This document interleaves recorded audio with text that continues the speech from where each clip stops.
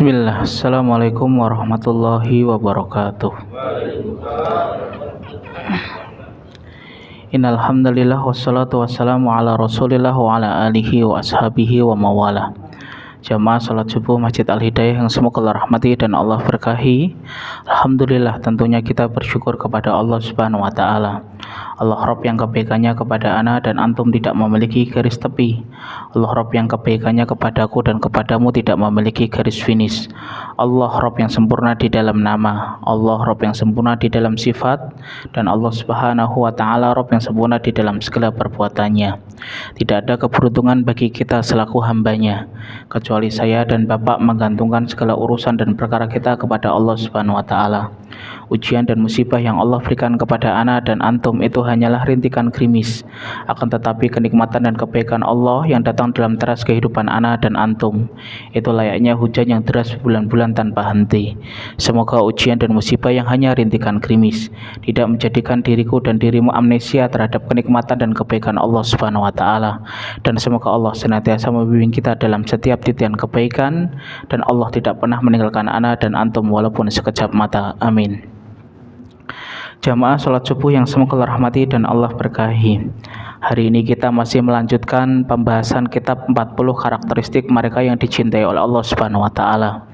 Saya mengulang berkali-kali kenapa kita harus membahas kitab ini, karena sesungguhnya hari ini kita sedang menjadi musafir, Pak. Perjalanan kita begitu jauh. Kita hari ini baru melewati alam dunia setelah melewati alam rahim di dalam perut ibu kita, dan sebentar lagi kita akan menuju ke alam yang ketiga, yaitu alam kubur kita. Maka ketika kita menjadi seorang musafir, sesungguhnya tidak ada obsesi terbesar dalam kehidupan ana dan antum kecuali kita mendapatkan cinta dan ridhonya Allah Subhanahu wa taala. Makanya kita membahas kitab ini, karena sesungguhnya kita hari ini menjadi musafir, journey kita adalah menuju Allah Subhanahu wa taala. Yang kedua, kita kenapa membahas kitab ini? Karena sesungguhnya hari ini kita sedang mempersiapkan karakteristik apa yang akan dibawa ketika menghadap Allah Subhanahu wa taala. Yang kita takutkan bukan kematiannya, tapi yang kita takutkan adalah bagaimana positioning kita ketika kita meninggal, apakah dalam keadaan dicintai oleh Allah Subhanahu wa taala atau justru menjadi keadaan orang yang dibenci oleh Allah Subhanahu wa taala. Makanya kita akan membahas satu demi satu pembahasan kitab 40 karakteristik mereka yang dicintai oleh Allah Subhanahu wa taala. Setelah kemarin kita membahas pada golongan yang kedua, yaitu orang-orang yang menjaga kesuciannya. Kita perlu jelaskan, Pak, setelah kemarin kita belajar tentang perkara-perkara najis dan tata cara wudhu dan mandi junub Nabi Shallallahu alaihi wasallam. Sesungguhnya perkara-perkara yang najis sudah kemarin kita jelaskan. Perlu diingat, Pak, saya menggarisbawahi. Sesungguhnya banyak orang mengira, Pak, termasuk saya dulu mungkin, bahwasanya kucing itu tidak najis, termasuk kotorannya. Padahal kotoran kucing itu najis, ya.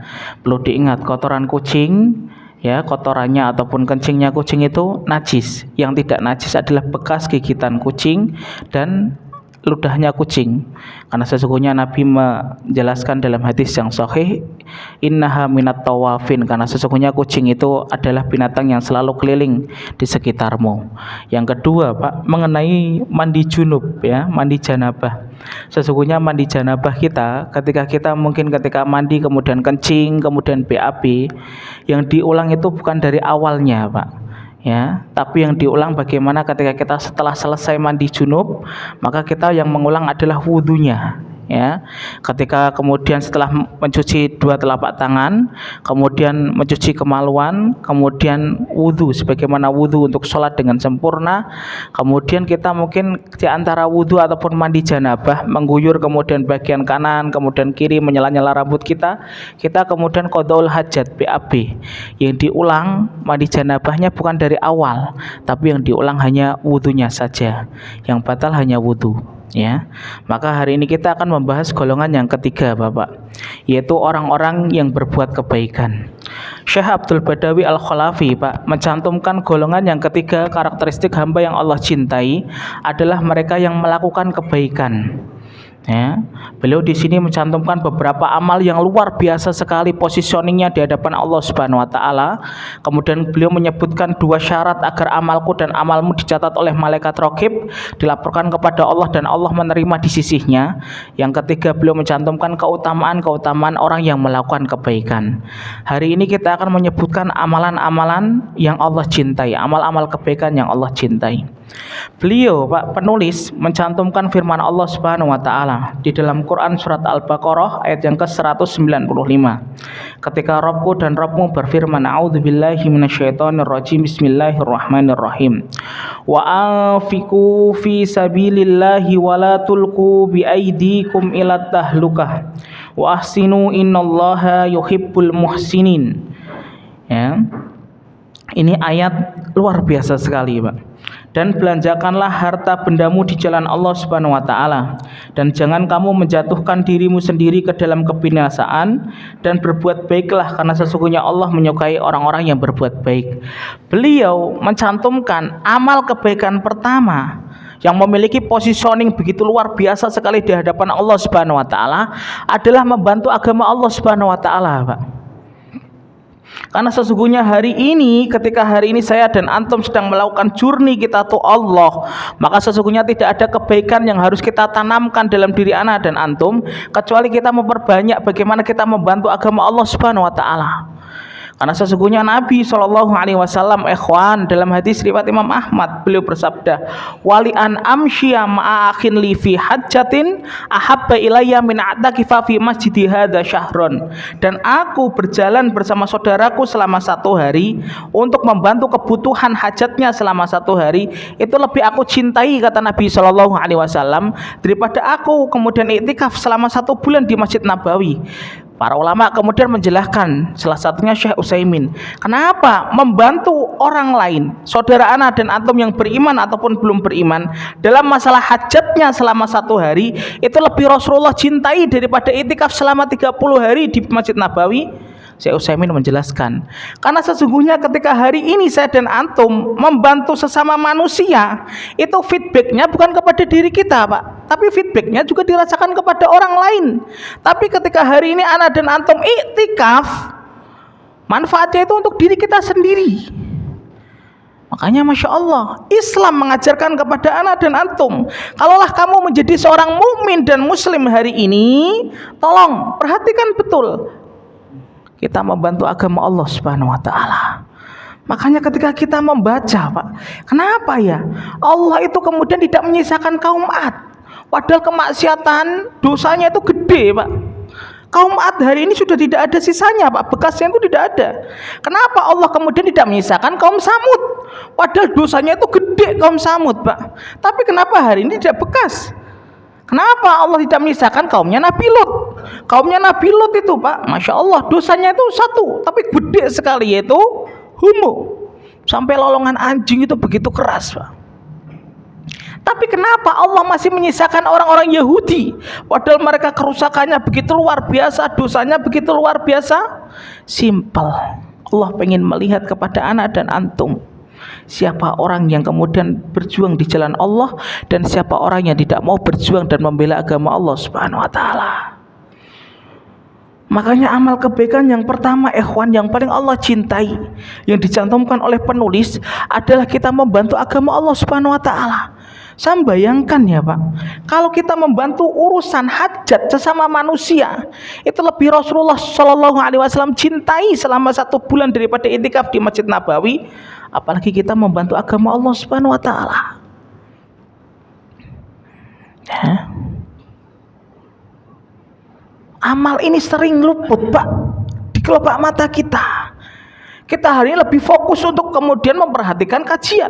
Kita hari ini lebih fokus untuk memperhatikan bagaimana tilawah kita. Betul, bagus, Pak. Kita hari ini lebih fokus kemudian memperhatikan bagaimana kemudian bacaan Quran kita. Betul, bagus. Tapi tolong jangan lupakan bagaimana saudara ana dan antum yang hari ini sedang memerih lukanya, Pak, di Palestina dan di Gaza. Makanya Imam Ibnul Jauzi sampai mengatakan, setan ketika mengganggu manusia itu setidaknya memiliki 6 jebakan, ikhwan. Jebakan yang pertama yang setan lakukan untuk memplesetkan ana dan antum agar tidak membantu dan menolong agama Allah Subhanahu wa taala dan tidak kemudian menolong orang yang beriman. Satu, setan itu akan membuat perangkap yang bernama syirik, Pak. Ini jebakan setan yang pertama. Orang kalau sudah nyemplung ke perbuatan syirik, seluruh kebaikannya itu hangus dan Allah tidak sudi menerimanya, Pak. Ya, luar biasa. Salah satu dosa yang paling gede, ya, Pak, adalah dosa syirik. Allah itu paling tidak senang ketika diduakan, Pak. Oh, kita sebagai suami aja nggak senang kalau istri kita kemudian sama orang lain bermesra-mesraan. Itu baru manusia. Makanya Allah tuh nggak senang ketika niatnya, ibadahnya itu diduakan. Ya, yang kedua, Pak, jebakan setan ketika tidak berhasil dengan syirik menggoda ana dan antum. Yang kedua, setan kemudian tidak putus asa. Yang kedua, setan akan mengganggu kita, Pak, menjerumuskan kita pada dosa-dosa besar. Ya, hari ini kita lihat, Pak, dosa-dosa besar itu di packaging dengan luar biasa, Pak.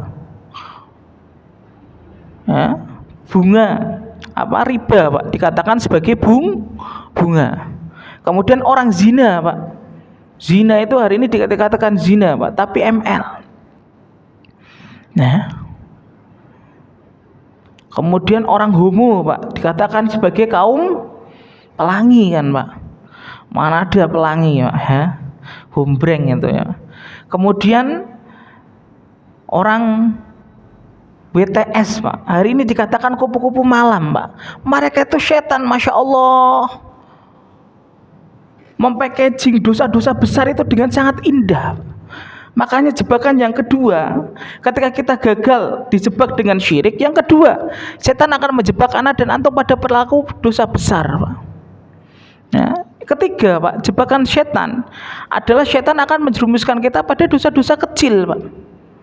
Ya, kita kemudian mendolimi orang lain, kita kemudian gibahin orang lain, kita kemudian tidak memperhatikan bagaimana urusan orang lain.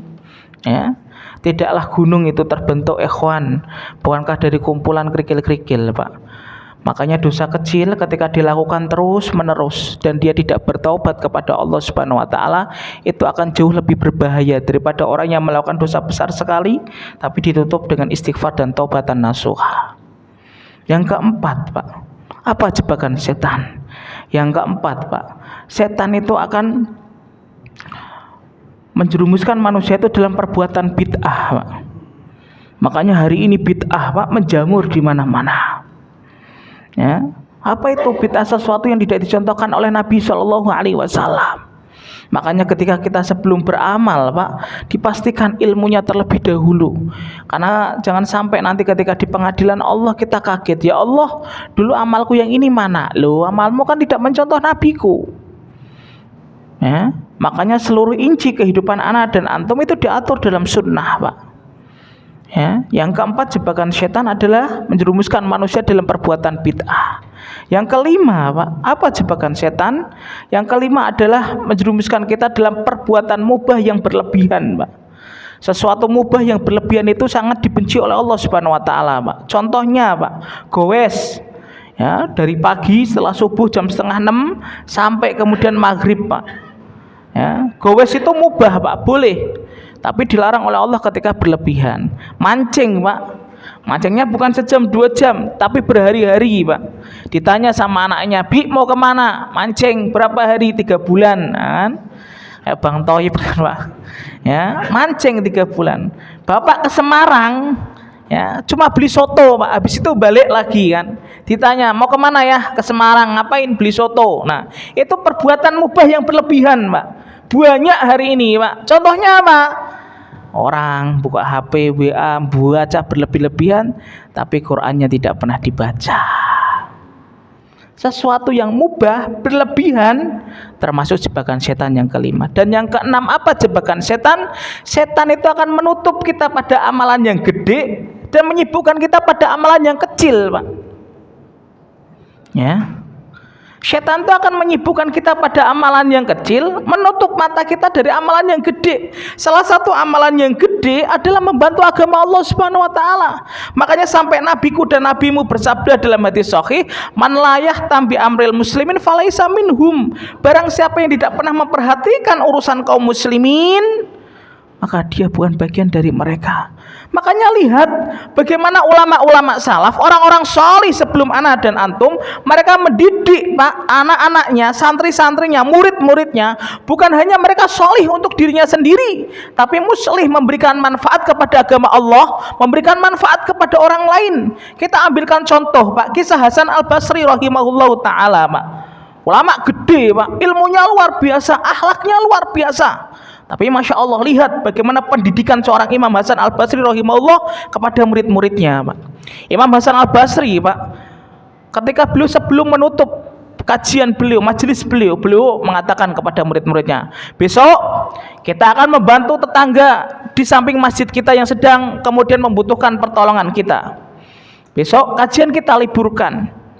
Tolong semuanya ikut untuk membantu saudara kita yang membutuhkan. Karena sesungguhnya ketika kita membantu saudara kita selama 1 hari kebutuhannya, itu lebih Rasulullah cintai daripada itikaf selama 1 bulan di Masjid Nabawi. Kemudian hari esok tiba Pak, muridnya berkumpul.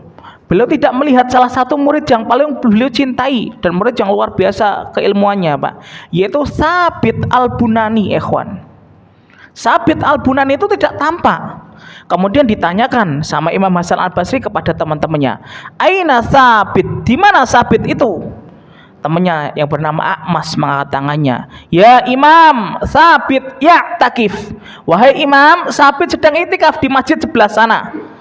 Kemudian Imam Hasan Al-Basri memerintahkan kepada Akmas, panggil kepada Sabit, iktikafnya hari ini itu pahalanya lebih rendah daripada kita membantu saudara kita yang membutuhkan, pahalanya lebih tinggi daripada iktikaf. Akmas itu cari Pak Sabit, ditemukan Sabit yang sudah siap iktikaf Pak, sudah gelar sajadahnya, sudah mempersiapkan Quran, buku, kitabnya Pak, beliau sudah siap untuk iktikaf. Tiba-tiba Akmas masuk, "Sabit, hari ini guru kita Imam Hasan Al-Basri memerintahkan kepada kita untuk memberikan manfaat kepada orang lain yang sedang membutuhkan, dan itikafmu pahalanya lebih sedikit di hadapan Allah daripada kita membantu orang lain yang pahalanya lebih gede." Sabit Al-Bunani Pak, seolah-olah baru dengar ilmu itu, kemudian belum merapikan sajadahnya, kemudian merapikan itu Quran, mushafnya, kemudian kitab-kitabnya, belum membantu orang lain. Karena pahala ketika kita membantu orang lain itu setara dengan 30 hari itikaf di Masjid Nabawi. Kita bisa bayangkan ya Pak, iktikaf itu identik dengan kemudian sesuatu yang susah Pak. Saya dan antum 10 hari yang terakhir aja sering bolos Pak. 10 hari terakhir mau kemana? Stasiun Gambir beli tiket, takut habis sudah main 10. Iktikaf tuh berat, baru 1 jam dah lihat, wah Allah, masih 9 hari lagi lebarannya. Baru duduk di masjid, ya Allah, kok nggak ada TV di masjidnya, nggak bisa lihat Barcelona lawan Real Madrid. Iktikaf itu sesuatu yang berat, tapi ternyata pahala iktikaf bisa tertandingi ketika kita membantu agama Allah dan membantu orang yang beriman.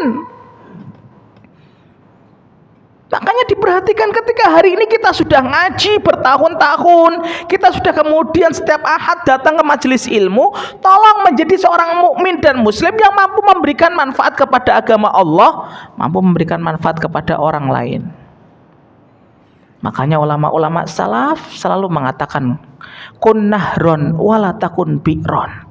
Kalau kamu menjadi seorang mukmin dan muslim, jadilah orang mukmin dan muslim yang menjadi sungai. Wala takun bi'ron, dan jangan menjadi sumur. Kenapa ulama salaf memfilosofikan Pak sungai? Lihat sungai Pak, Filosofi mereka itu luar biasa. Kenapa mengambil? Kalau kamu menjadi seorang mukmin dan muslim, jadilah sebagaimana sungai. Lihat sungai. Sungai, Pak, mudah nggak diambil manfaatnya, ikhwan? Gampang, Pak. Kita mengambil airnya tidak perlu timba, tidak perlu pompa, Pak. Dicawuk saja dapat airnya. Buat mancing, sungai bisa atau tidak, Pak? Bisa. Ada ikannya. Buat renang, Pak? Bisa.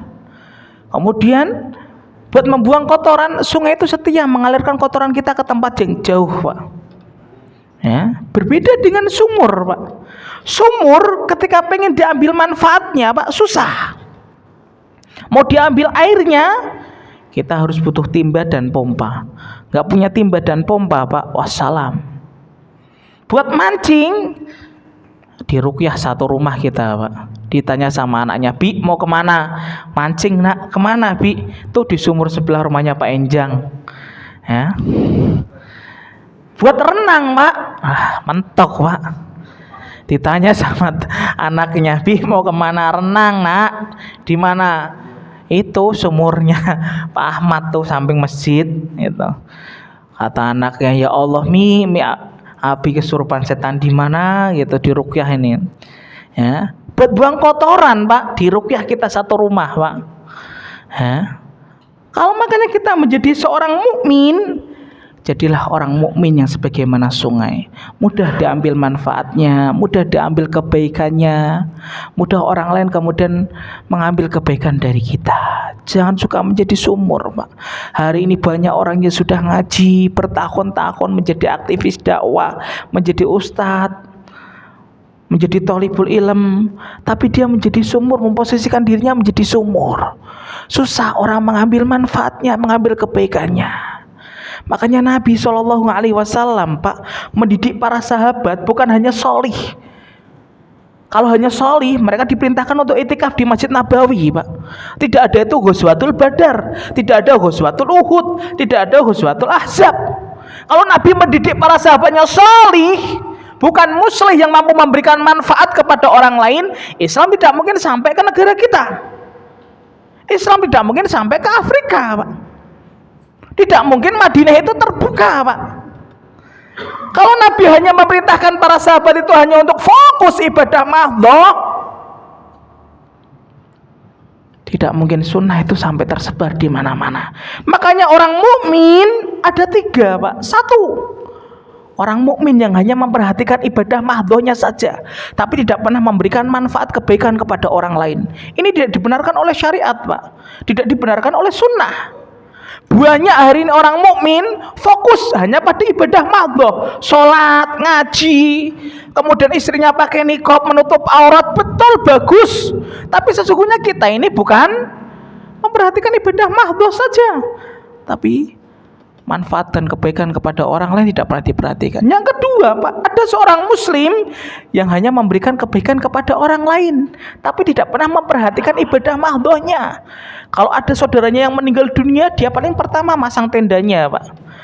Kalau ada orang yang sakit, dia paling pertama jenguk ke rumah sakit, Pak. Tapi untuk sholat, ngapain sholat duhur? Ngapain sholat asar? Ngapain untuk ilmu? Ngapain sholat subuh? Enak-enak di rumah, AC-nya 22 derajat, kasurnya empuk. Ya. Dan yang ketiga, seorang muslim dan mukmin harusnya yang nomor tiga, dia memperhatikan ibadah mahdhahnya dan dia kemudian memberikan kebaikan kepada orang lain. Makanya saya mewasiatkan kepada diri anak pribadi dan kepada antum, kalau hari ini kita menjadi seorang muslim dan mukmin, jadilah orang muslim dan mukmin yang mampu memberikan kebaikan kepada orang lain, dan kita perhatikan ibadah mahdhah kita secara maksimal. Ya.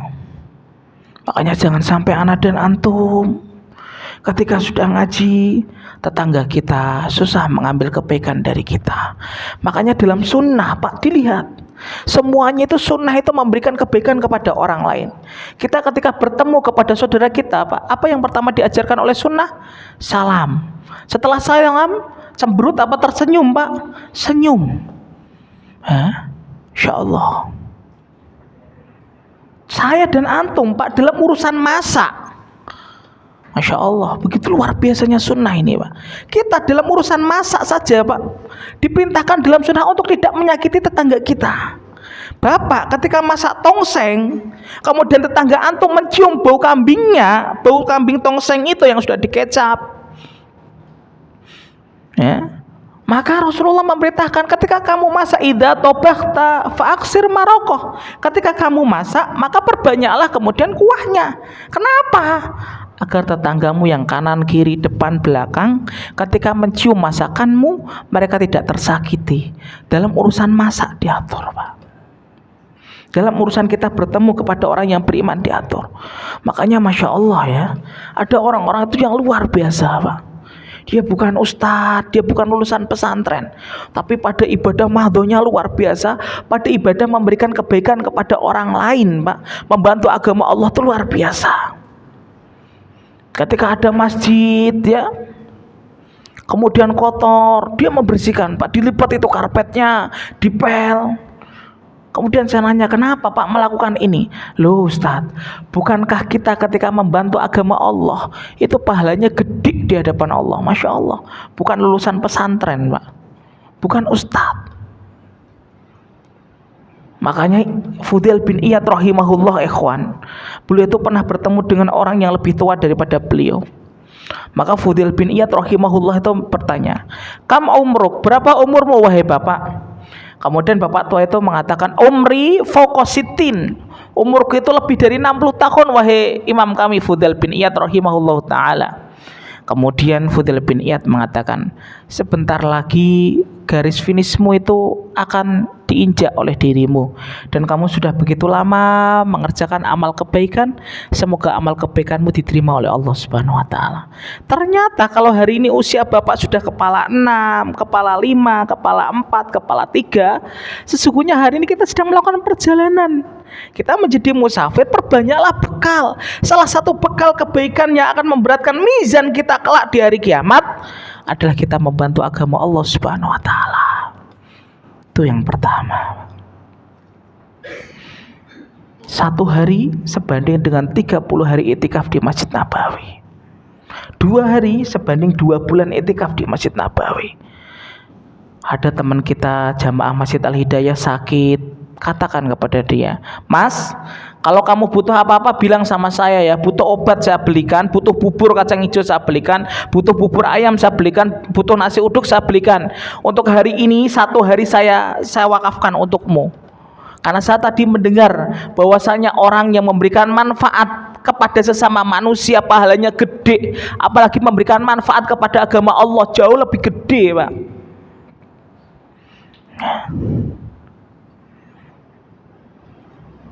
Makanya perhatikan betul. Yang kedua Pak, amal kebaikan yang berat di dalam mizannya Allah Subhanahu wa taala adalah memaafkan. Ketika beliau Syekh Abdul Badawi Al-Khalafi mencantumkan firman Allah Subhanahu wa taala di dalam Quran surat Ali Imran ayat yang ke-134. Ketika Allah Subhanahu wa taala berfirman, alladzina yunfikuna fis-sarra'i wad-dharra, ini infak lagi, berjuang di jalan Allah Subhanahu wa taala. Wal kadhiminal ghaidha, tidak mudah marah. Wal 'afina 'anil nas, dan memaafkan di antara manusia. Wallahu yuhibbul muhsinin, dan Allah mencintai orang-orang yang melakukan kebaikan. Amal yang kedua yang memiliki positioning yang luar biasa di hadapan Allah Subhanahu wa taala adalah amal memaafkan, Pak. Memaafkan ini berat, Pak, tapi pahalanya gede di hadapan Allah Subhanahu wa taala, Pak. Makanya kelak manusia, Pak, di padang mahsyar itu dibagi menjadi 2. Ada yang pahalanya langsung dari Allah, ada yang pahalanya itu lewat malaikat, Pak. Kenapa manusia itu dibagi menjadi 2, Ustadz? Karena ada, Pak, pahala yang tidak mampu dipikul oleh malaikat. Makanya Rasul Shallallahu Alaihi Wasallam bersabda, "Salatu a'malin la tuzanu bihil mizan." Ada 3 amal yang mizan itu tidak mampu memikulnya, dan salah satu amal itu adalah memaafkan di antara kesalahan manusia. Ya. Yang kedua, sabar. Ketiga, ketika puasa Ramadan kita diterima oleh Allah Subhanahu wa taala. Amal memaafkan itu gede, Pak. Sampai nanti malaikat itu berkata ketika di padang mahsyar, aina haula fa ajruhu 'ala Allah, di mana mereka yang pahalanya itu langsung dari Allah. Maka orang-orang memaafkan itu akan membuat satu lingkaran dan mengangkat tangannya. Nahnu ya Rob, kami ya Rob kami. Makanya memaafkan itu gede, Pak. Ya. Hari ini ya, ketika kita didolimi kan, bapak kemudian naik mobil, kemudian gesekan di jalan, orang yang gesekan mengatakan babi, bapak mengatakan kemudian ya Allah masa saya babi padahal saya manusia. Ketika bapak jawab babi juga, itu dibolehkan Pak dalam syariat, tapi bapak tidak mendapatkan pahala memaafkan dan memberikan kebaikan kepada orang lain. Ya. Gesekan di jalan katakan babi, kemudian bapak jawab babi, coro, kambing, sapi, ya itu dosa Pak. Boleh nggak kita membalas kedoliman orang lain? Boleh Pak, tapi harus setimpal. Ya, bapak dirusak spionnya, boleh ngerusak Ustadz? Boleh, tapi tidak mendapatkan pahala memaafkan dan memberikan kebaikan pada orang yang melakukan kesalahan kepada kita Pak. Ya. Makanya sampai mizan itu ikhwan tidak mampu memikulnya. Analogi mudahnya Pak, ketika berat badan saya dan antum antara 1 sampai 100, timbangan apotek itu mampu Pak memikulnya Pak. Oh beratnya 75, oh beratnya 60, oh beratnya 100 kilo. Tapi kalau beratnya di atas 200 Pak, kayak Arya yang di Karawang itu Pak, yang beratnya sampai hampir 250 kilo Pak, butuhnya timbangan apa Pak? Timbangan apa? Timbangan beras Pak, dijongkrokin di situ Pak. Pakai timbangan apotek bisa muter Pak, timbangan apotek itu. Itu analogi mudahnya. Kenapa mizan itu sampai tidak mampu memikulnya Ustadz pahala orang yang memaafkan dan memberikan kebaikan kepada orang yang pernah mendolimi dirinya? Karena pahala memaafkan itu pahala yang gede di hadapan Allah Subhanahu wa taala. Ya. Pahala yang gede sekali Pak. Wal'afina 'anin nas, memberikan maaf pada orang yang pernah mendolimi kita. Ya, berikan maaf agar kelak kita langsung pahalanya diberikan oleh Allah Subhanahu wa taala, Pak. Makanya dalam riwayat yang sahih, Pak, ya, Nabi SAW itu pernah bersabda, Pak. Nabi ketika duduk bersama para sahabat, Pak, Nabi itu menyampaikan ilmunya, menyampaikan hadis. Nabi itu dengan asyik Pak. Tiba-tiba Nabi itu terdiam. Dan Nabi mengatakan, yatla fikum rajulun min ahlil jannah. Sebentar lagi ada laki-laki penduduk surga yang akan muncul di tengah-tengah kita. Kemudian para sahabat yang sedang duduk menuntut ilmu bersama Nabi SAW itu tercengang. Ketika yang datang itu laki-laki Ansor Pak. Jenggotnya basah, nenteng sandal dengan tangan kirinya. Kemudian ikut duduk di majelisnya Nabi. Kemudian Nabi melanjutkan ilmunya Pak. Pada hari besoknya Pak, Nabi sedang asik duduk dengan para sahabat menyampaikan ilmunya. Nabi tiba-tiba terdiam Pak. Nabi kemudian mengatakan, yatla fikum rajulun min ahlil jannah. Sebentar lagi akan datang loh laki-laki penduduk surga. Yang datang laki-laki sama Pak, orang Ansor, jenggotnya basah, nenteng sandal dengan tangan kirinya, duduk di majelisnya Nabi. Kemudian Nabi melanjutkan ilmunya. Hari yang berikutnya Pak, yang ketiga, Nabi sedang asik menyampaikan ilmunya. Kemudian Nabi berhenti sejenak. Kemudian mengatakan, yatla fikum rajulun min ahlil jannah. Bentar lagi akan muncul laki-laki penduduk surga. Yang datang Pak, laki-laki Ansor yang sama, jenggotnya basah, nenteng sandal dengan tangan kirinya. Para sahabat itu heran, kenapa laki-laki Ansor ini sampai digaransi oleh Rasul sampai 3 kali. 3 kali itu kuat sekali Pak. Kalau 1 kali masih bisa dimaklumi, 2 kali ya udah luar biasa, 3 kali sangat luar biasa. Sahabat yang paling penasaran, yang paling sangat penasaran dengan amal sahabat Ansor ini, sahabat Abdullah bin Amru bin As. Anaknya siapa Pak? Amru bin As radhiyallahu anhuma. Sahabat Abdullah bin Amru bin As ini penasaran, amal apa ya sampai sahabat Ansor dijamin masuk surga oleh Rasul sampai 3 kali. Beliau kemudian setelah di majelisnya Nabi SAW berkata kepada sahabat Ansor, ditemui, Assalamualaikum. Waalaikumsalam. Bolehkah saya menginap di rumahmu, wahai sahabat Ansor? Karena saya sedang ada masalah dengan bapak saya, Amr bin As. Barangkali saya boleh nginap selama 3 hari agar masalah saya ini terurai dan memiliki problem solving, ya, selesai masalah saya. Kemudian sahabat Ansor itu mempersilahkan, silahkan kamu menginap di rumah saya maksimal selama 3 hari. Nginaplah sahabat Abdullah bin Amr bin As. Padahal Abdullah bin Amr bin As tidak ada masalah dengan bapaknya, tapi Abdullah bin Amr bin As pengen mencuri amal apa yang dimiliki oleh sahabat Ansor sampai dijamin surga oleh Rasulullah sampai 3 kali. Hari yang pertama, Pak, sahabat Abdullah bin Amr bin As ini penasaran, ikut diperhatikan, Pak. Ketika adzan berkumandang, sholat, biasa kayak para sahabat yang lain, sholat tepat waktu. Habis itu pulang, sholat sampai isya, Pak. Ya, sholat duhur tepat waktu, asar, maghrib, isya. Ya, ketika setelah sholat isya balik, Pak. Abdullah bin Amr bin As mengira sahabat Ansor ini akan tahajud dari sejak isya mungkin jam 8 sampai menjelang subuh jam setengah 4. Kalau hari ini subuh jam 4 lebih 10. Ya, ternyata sahabat Ansor ini tidak melakukan tahajud, Pak. Setelah isya ngobrol sebentar dengan Abdullah bin Amr bin As. Abdullah bin Amr bin As ini tidak tidur, Pak.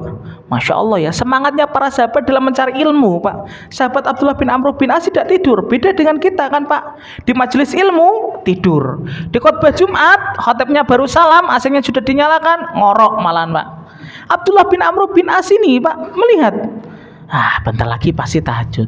Lu ditunggu sama Abdullah bin Amr bin As, Pak, enggak tahajud sahabat Ansor ini. Tidur, dimatikan lampunya. Belum nunggu, mungkin nanti sepertiga malam jam setengah 1. Jam 12, Pak, sahabat Ansor ini bangun. Kemudian duduk, zikir sebentar, habis itu tidur lagi. Mungkin amal siangnya.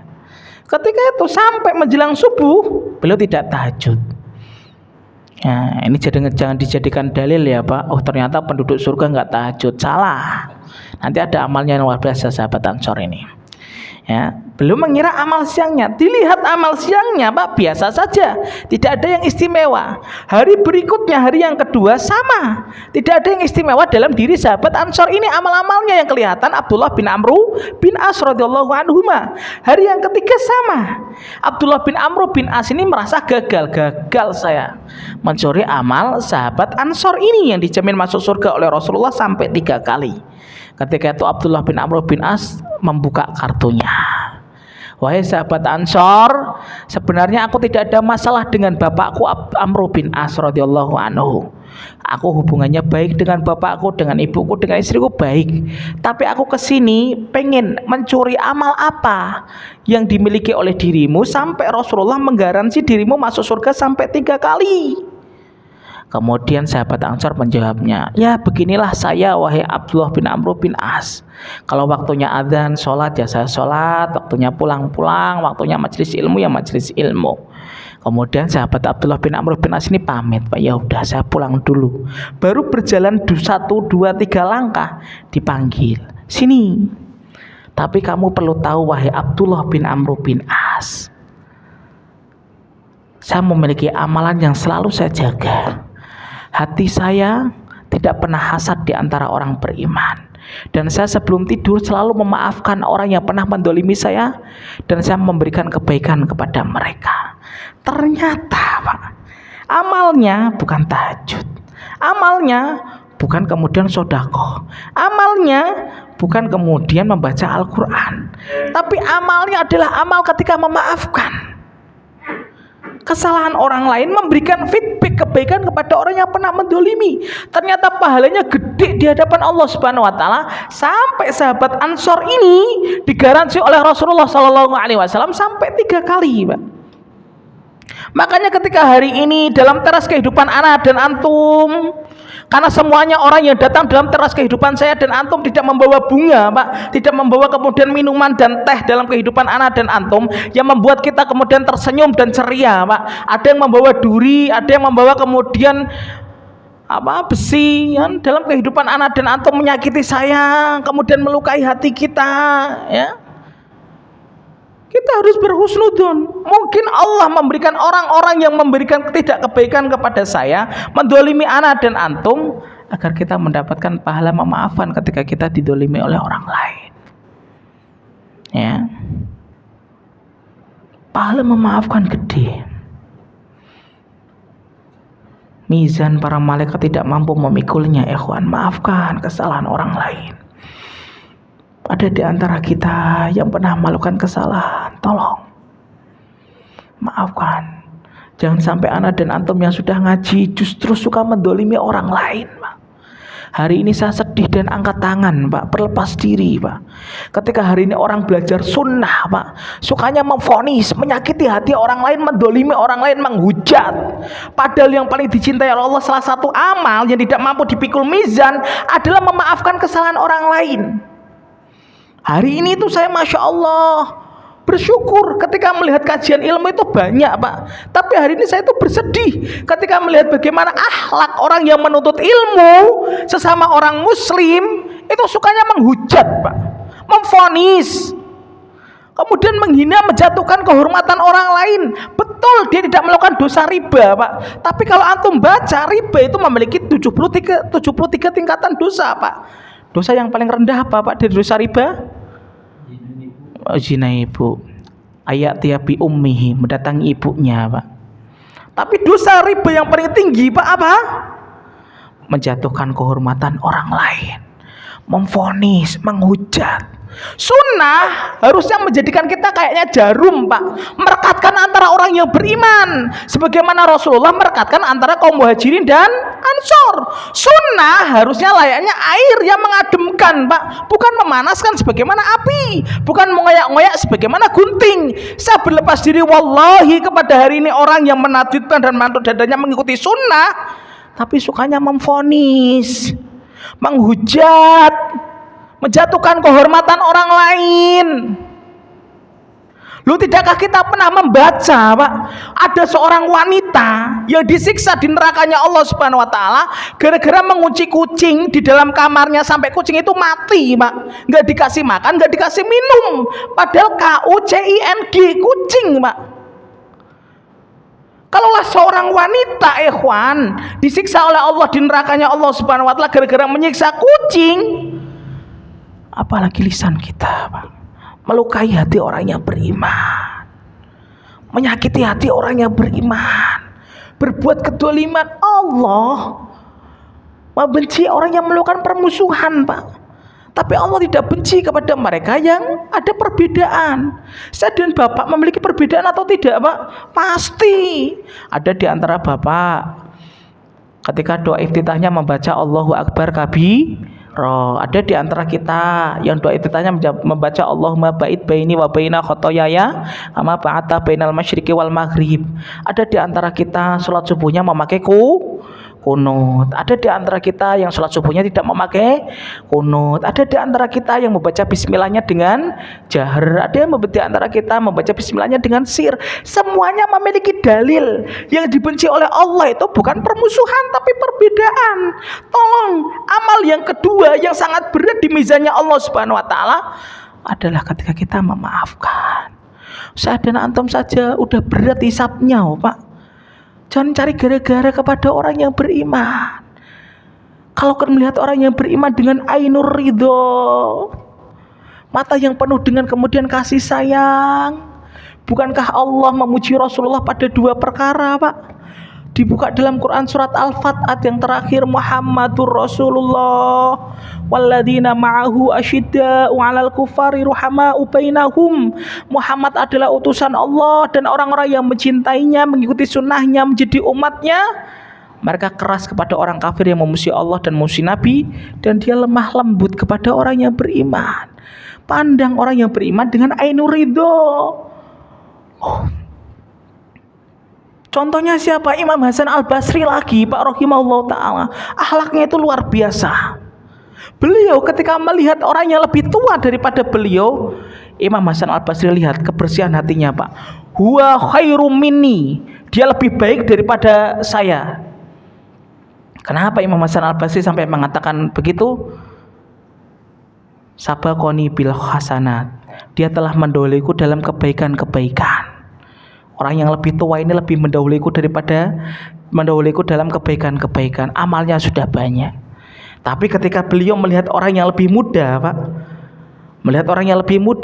Imam Hasan Al-Basri mengatakan, huwa khairum minni, dia lebih baik daripada Hasan Al-Basri. Kemudian ditanya, limadha ya Imam, kenapa? Sabaqoni bisayyi'at, aku telah mendahulinya dalam dosa-dosanya. Aku telah mendahului dalam dosa-dosa. Kemaksiatku telah banyak daripada dia yang masih muda usianya. Masya Allah.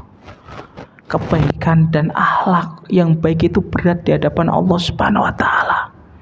Kalau hari ini kita tidak bisa maksimal dalam taubat, Pak, kita sering melakukan dosa, kedzaliman, kita tidak mampu menjaga diri kita thaharah, Pak. Kita mungkin tidak mampu membantu agama Allah secara maksimal sebagaimana Utsman bin Affan, Abdurrahman bin Auf, ya, Zubair bin Awam dan para sahabat ridwanullahu alaihim dan orang-orang soleh sebelum kita. Tolong cari amal yang kedua, amal prioritas kita, memaafkan kesalahan orang lain yang pernah mendolimi ana dan antum, balik berikan kebaikan. Ketika di jalan gesekan, orang mengatakan babi, nih Pak saya kasih 100.000, Pak saya manusia, nama saya Ahmad bukan babi. Orang itu kemudian Masya Allah baik banget ya, Bapak kemudian ya didolimi, ya. Ketika kita dibenci, Pak, karena ilmu itu anugerah. Tapi ketika kita dibenci karena akhlak, itu musibah, Pak. Tolong jadikan diri kita menjadi orang yang berakhlak, Pak. Ya? Yang berakhlak itu bukan hanya BUMN itu loh, Pak. Slogannya kan akhlak, Pak. Ya? Tolong jadikan diri kita menjadi orang yang suka memaafkan. Nabi, Pak, didolimi atau tidak, Pak? Didolimi. Tapi Nabi merasa orang yang paling terdolimi? Tidak. Padahal Nabi ujiannya berat. Lihat Pak, seorang Nabi diusir dari kota lahirnya beliau di Mekah Al-Mukarramah.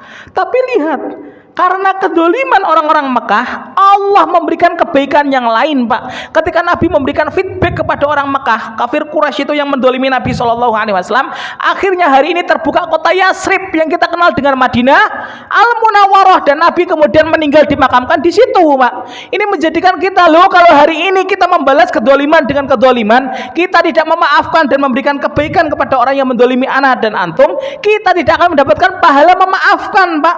Pahala memaafkan, mizan tidak mampu memikulnya, malaikat tidak mampu memikulnya, langsung Allah yang memberikan kepada anak dan antum kelak di hari kiamat. Tolong maafkan kesalahan orang yang beriman, ya. Jadilah sebagaimana air, ya. Ketika ada saudara kita, ya, yang melakukan dosa, melakukan kemaksiatan, rangkul, Pak. Ya, jangan pernah memvonis. Lihat Nabi, Pak, akhlaknya luar biasa, bukan hanya kepada orang yang beriman, kepada pelaku-pelaku dosa besar saja Nabi masih berbuat baik, Pak. Ya. Ada seorang sahabat, Pak, yang melakukan salah satu dosa besar. Ketika datang kepada Nabi, ya Rasulullah, halaktu ya Rasulullah, celaka saya Rasulullah. Kenapa kamu celaka? Ini waqatu baina imraati fi nahari Ramadan. Aku telah mencampuri istriku di siang hari bulan Ramadan. Dosa besar atau tidak, Pak? Dosa besar. Rasulullah kemudian mengatakan perkataan baik atau tidak, Pak? Baik. Rasulullah enggak mengatakan, "Loh, mbok sabar, tunggu maghrib, bentar lagi kan maghrib. Sabar, ditahan dulu." Rasulullah enggak mengatakan itu. Benar kamu telah mencampuri istrimu? Benar wahai Rasulullah. Sebagaimana timba masuk dalam sumurnya? Benar Rasulullah. Sebagaimana celak masuk ke dalam tempatnya? Benar wahai Rasulullah. Ketika kamu sudah mencampuri istrimu, maka harus membayar kafarat. Ya, kafaratnya kamu harus membebaskan budak. Kemudian sahabat itu mengatakan, orang itu mengatakan, saya tidak memiliki harta wahai Rasulullah. Rasulullah kemudian mengatakan, Pak, dengan kata-kata yang tidak baik, tidak, Pak. Rasulullah enggak mengatakan, loh, sudah enak, enggak mau bebaskan budak, enggak mengatakan seperti itu, Pak. Rasulullah memberikan opsi yang kedua. Ya sudah, ngasih makan orang miskin. Ya. Kemudian sahabat itu mengatakan, saya tidak memiliki harta wahai Rasulullah. Kemudian Rasulullah sallallahu alaihi wasallam ngambil kurma, Pak, kurma ajwa ini. Ya, kemudian diberikan kepada orang yang telah mencampur istrinya di siang hari di bulan Ramadan. Ini bagikan kepada orang-orang miskin. Kemudian sahabat itu masih bisa berkata, apakah masih ada yang lebih miskin daripada saya, wahai Rasul? Ya, kemudian Rasul mengatakan, ya udah buat kamu saja. Lihat kebaikan Rasulullah SAW dalam akhlaknya. Makanya orang-orang Barat, Pak, ketika meneliti Rasulullah SAW itu role model yang sempurna, Pak. Dalam jihad kebaikan beliau luar biasa. Dalam muamalah akhlak beliau luar biasa, Pak. Dan kita sebagai umatnya yang mengaku umatnya Nabi SAW, tolong perhatikan akhlak ana dan antum. Maafkan kesalahan orang yang beriman. Saya tidak pengen ketika satu atap Al-Hidayah hanya berbeda masalah-masalah fikih, Pak. Kemudian gontok-gontokan, gak mau salam, gak mau tegur sapa. Perbedaannya hanya masalah fikih, masalah kunut subuh, masalah kemudian qobet atau irsal setelah ruku itidal itu, Pak. Kecuali perbedaannya masalah akidah, ikhwan. Rukun Islamnya ada 6, rukun imannya ada 7, kan, Pak. Ada Nabi setelah Muhammad SAW. Nah itu baru kita kemudian musuhi ketika dinasihati sudah tidak mau. Rukun Islamnya masih sama, kiblatnya masih menghadap ke Ka'bah, rukun imannya masih sama, kitabnya masih sama yaitu Al-Quran, sholatnya juga masih sama 5 waktu, duhur, asar, maghrib, isya, subuh. Loh kok anak dan antum menjatuhkan kehormatan orang yang beriman? Wallahi hisab apa yang sudah anak dan antum persiapkan, ikhwan, sampai kita melukai hati orang yang beriman. Wal kadhiminal ghaidha wal 'afina 'anil nas. Maafkan kesalahan orang yang beriman agar ana dan antum mendapatkan cintanya Allah Subhanahu wa taala. Kita melakukan amal kebaikan yang berat pahalanya di sisi Allah Subhanahu wa taala, yaitu memaafkan orang yang beriman, memberikan kebaikan kepada mereka. Semoga ana dan antum menjadi orang-orang yang suka memaafkan. Ketika kita tidak maksimal dalam sholat kita, Pak, ketika belum bisa maksimal dalam tahajud kita, ketika kita belum maksimal dalam kemudian sedekah kita, ketika kita belum bisa maksimal dalam tilawatul Quran kita, cari amal-amal prioritas. Ingat, umur kita pendek, perjalanan kita panjang. Umur saya dan antum pendek, Pak, ada garis finishnya. Kalau kita sering mengingat kematian, Masya Allah, hati ini akan lembut, Pak. Mudah memaafkan kesalahan orang yang beriman, memberikan kebaikan kepada mereka, Pak. Makanya orang-orang soleh, Pak, mereka sebelum meninggal dunia, Pak, sebelum mengalami sakaratul maut, Pak, mereka kemudian meneteskan air mata. Kemudian ditanya oleh anaknya, Pak, ma yubekika, apa yang membuatmu menangis, wahai abi? Padahal kamu orang yang sudah hafal Al-Quran, kamu sudah kemudian banyak ilmunya, kamu sudah mengajarkan di sana di sini. Lihat jawaban orang soleh, Pak. Tulus safar, wakilatul a'mal. Sebentar lagi bapakmu ini, nak, akan mengalami perjalanan yang sangat panjang sekali, nak. Wakilatul a'mal, dan amal bapakmu ini sangat sedikit. Dan bapakmu tidak tahu amal mana yang diterima oleh Allah Subhanahu wa taala.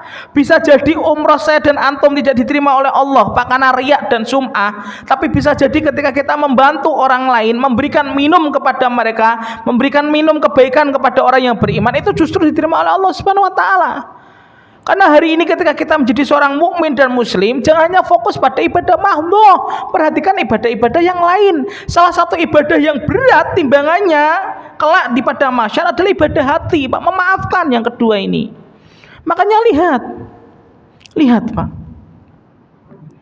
kenapa sahabat Abu Bakar radhiyallahu anhu itu lebih utama daripada sahabat-sahabat yang lain, bahkan seluruh manusia, Pak.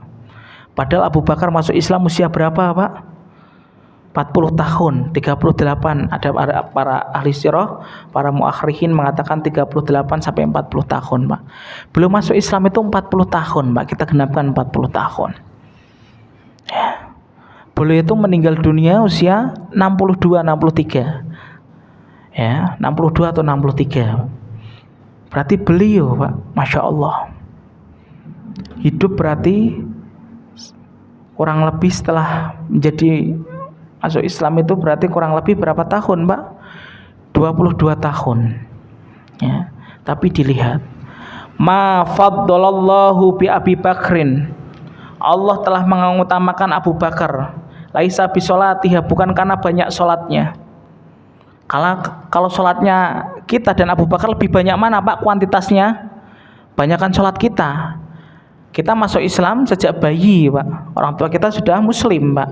Kemudian kita sholat sejak usia 7 tahun, 10 tahun, Pak. Sudah balik itu kita sudah sholat kan. Tapi lihat, Abu Bakar diutamakan oleh Allah bukan karena sholatnya. Wabisodakotiha, bukan karena sodakohnya juga. Wabisiyamiha, bukan karena puasa Ramadannya, Pak. Karena kalau kita mengacu, Pak, puasa Ramadannya Abu Bakar dengan saya dan antum lebih banyak mana, Pak? Lebih banyak kita. Abu Bakar kurang lebih 15-18 kali, Pak, puasa Ramadan. Ana dan antum kalau hari ini usia 50 tahun, Pak. Kalau kita baliknya 10 tahun, berarti udah 40 kali Ramadan, Pak.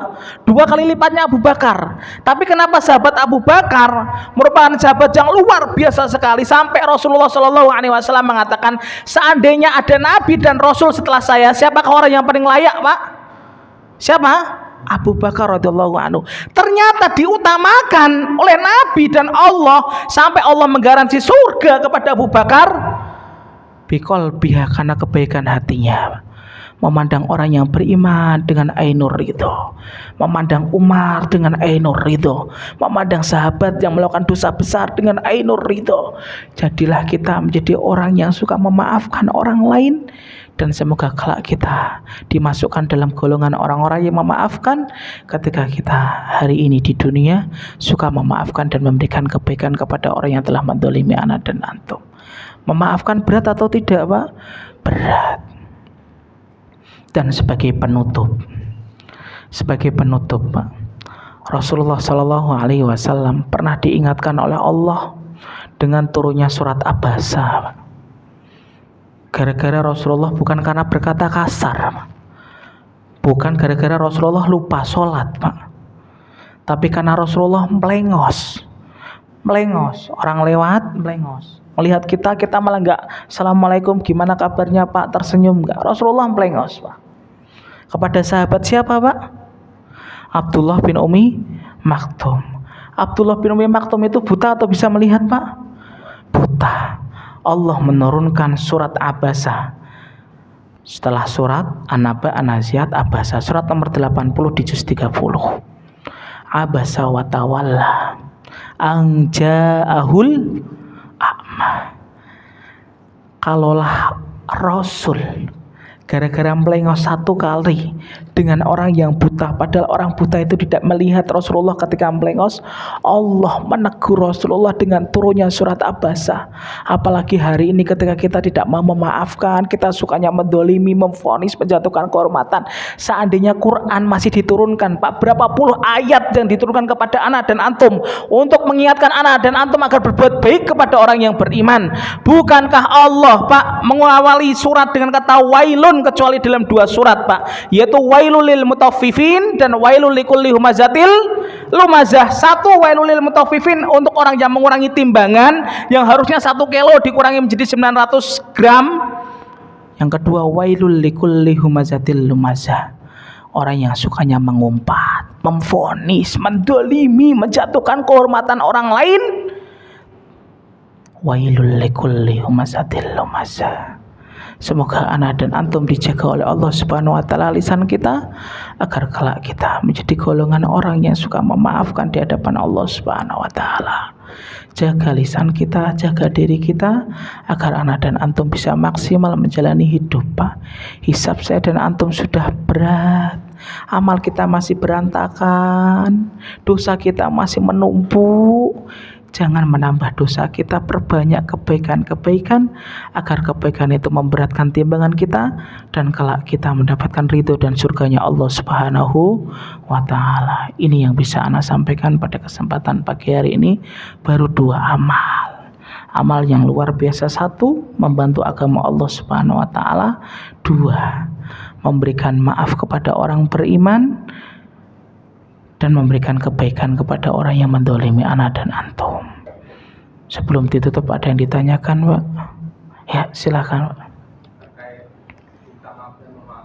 Iya.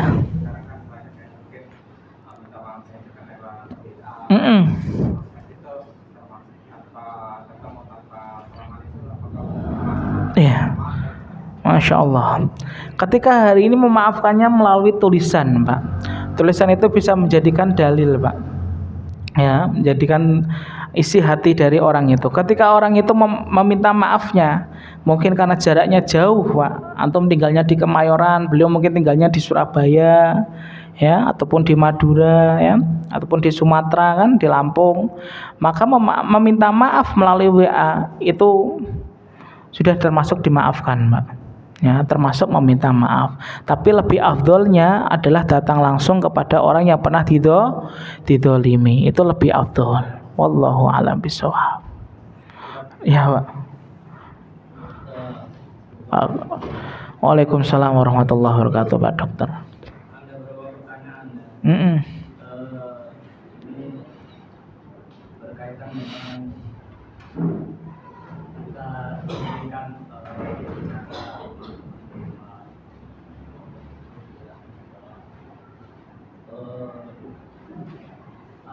apakah ini ghibah atau bukan? Bila kita membicarakan aiban Mm-mm. ya, dan bagaimana solusinya supaya kita tidak membicarakan keburukan-keburukan pemimpin kita. Misalkan pemimpin presiden yang lalu. Yang kedua, bagaimana kita sebagai muslim harus bersikap seperti apa ketika pemilihan gubernur? Insyaallah. Pilih atau tidak pilih? Nah itu. Dan apa dalilnya? Insyaallah. Ini sampai pemilihan gubernur ada pembahasannya nggak, Pak? Ustaz Enjang bisa jawab. Ya, saya jawab yang pertama, Pak. Kalau yang kedua, mudah-mudahan.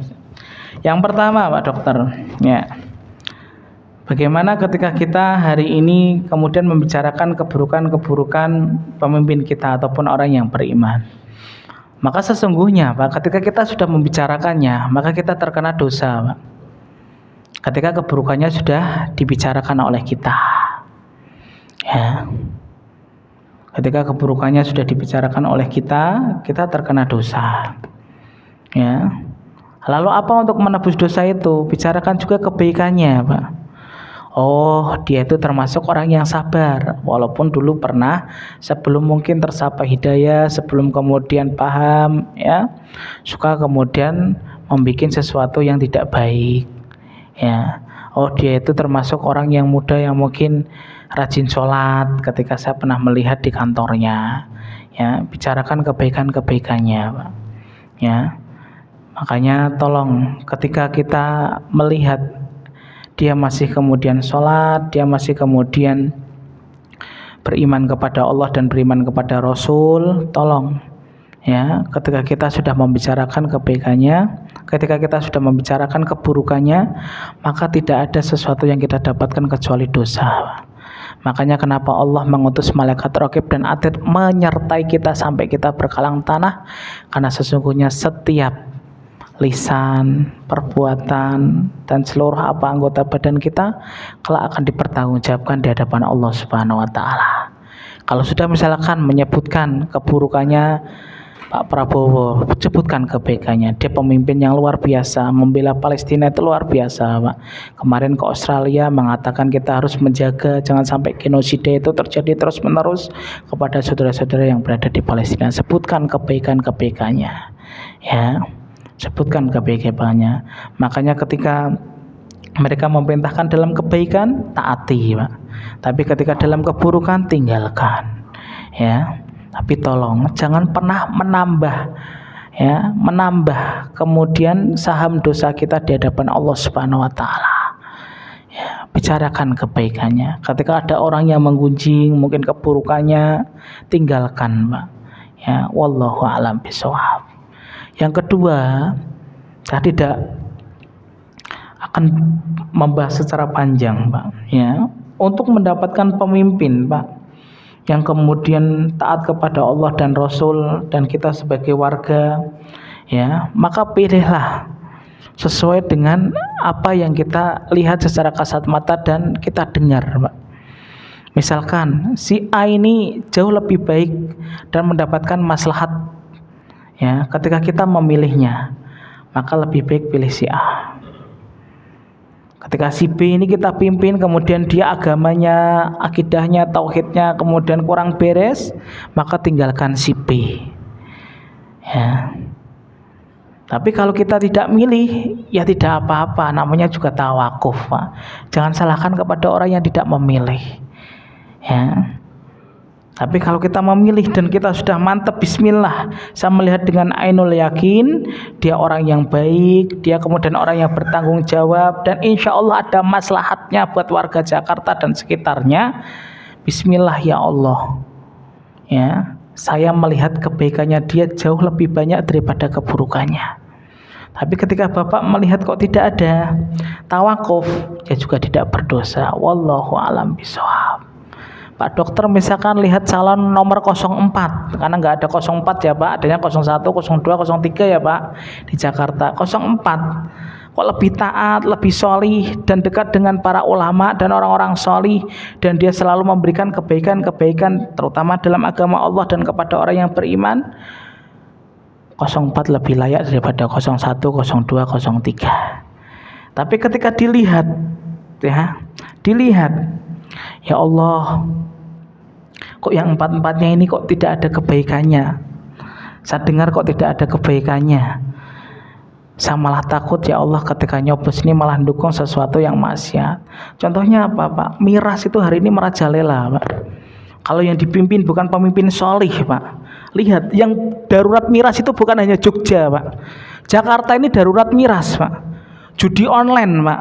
Nah, kalau ada pemimpin yang kemudian visi misinya saya akan hapus judi online, nah, insya Allah saya akan tutup kemudian miras ini yang merusak generasi Pak. Karena salah satu dosa besar adalah dosa ketika menenggak khamr itu. Insya Allah pilih Pak. Tapi saya belum mendapatkan pemimpin yang ingin menegakkan agama Allah Subhanahu wa taala.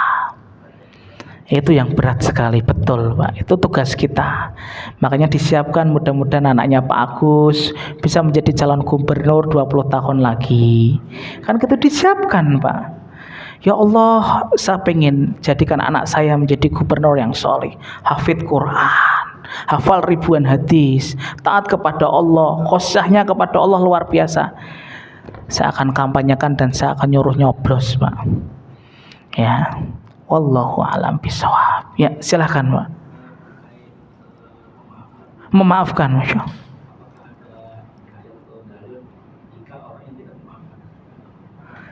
Jika ada orang yang tidak mau memaafkan Pak, ya, ketika dalil orang yang tidak mau memaafkan itu, selama ini saya belum mendapatkan Pak. Coba nanti saya searching dan saya cari Pak. Yang ada itu dalil orang yang memaafkan. Faman afa wa aslaha fa ajruhu 'alallah. Ya. Tapi dalil orang yang tidak memaafkan itu saya belum pernah mendapatkan. Saya belum pernah mendapatkan. Mungkin dalam pertemuan yang akan datang saya akan sampaikan ketika mendapatkan. Tapi Rasulullah Shallallahu Alaihi Wasallam Pak termasuk Masya Allah manusia yang paling suka memaafkan dan terbuka besar dadanya untuk memaafkan kesalahan orang yang beriman dan orang-orang yang melakukan dosa besar. Kita tiru Nabi Shallallahu Alaihi Wasallam. Jangan cuma ditiru jenggotnya, jangan cuma ditiru tidak isbalnya, tapi tirulah seluruh aspek kehidupan Nabi Shallallahu Alaihi Wasallam, terapkan dalam kehidupan anak dan antum. Wallahu a'lam bishawab. Cukup Pak? Ya, silahkan dengan ilmu tetapkan pilihan masing-masing. Insya Allah antum lebih banyak ilmunya daripada saya, antum lebih pengalaman dalam masalah dunia, atau pengalaman lebih dalam masalah kepemimpinan di DKI Jakarta. Wallahu a'lam bishawab. Semoga ana dan antum termasuk orang yang cinta kepada kebaikan, orang-orang yang meninggal dalam kebaikan, dan kita dimasukkan oleh Allah Subhanahu wa taala ke dalam jannahnya. Kita tutup dengan doa kafaratul majelis. Subhanakallahumma wa bihamdika asyhadu an la ilaha illa anta astaghfiruka wa atubu ilaik. Akhiru da'wana alhamdulillahirabbil alamin. Assalamualaikum warahmatullahi wabarakatuh.